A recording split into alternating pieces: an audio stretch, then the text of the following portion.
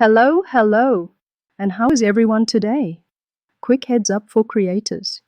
YouTube's dropping an update on July 15 that could change how your channel earns and stays compliant. Here's what actually matters. First, they're tightening checks on reused content. So, if you're just slapping TikToks onto YouTube without edits, your monetization might disappear quicker than my snacks during a Netflix binge.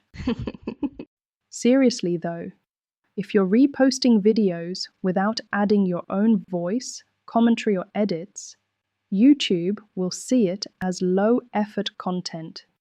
This means no ads, no money, and possibly even getting removed from the partner program. Tip: add your own voiceover, reframe the video, or show yourself reacting to it. Make it original and yours.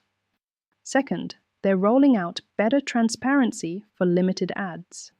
So now, when you see that yellow dollar sign, at least you'll know why YouTube thinks your video is as dodgy as a politician's promises. Why is this good? Before, you had to guess why your video got demonetized. Was it your title, thumbnail, topic, or language? Now, YouTube will tell you what triggered it, so you can fix it faster and stop losing money for days while you guess. And lastly, Shorts revenue splits are changing if you use trending music. Time to practice humming in the shower.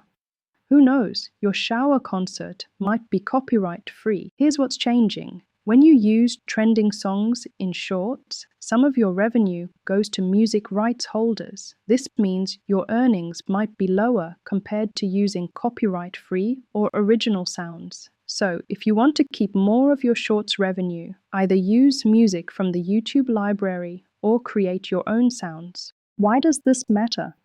Because these changes affect your earnings and how long your channel can stay monetized. YouTube wants original, high-value content, not spammy re-uploads.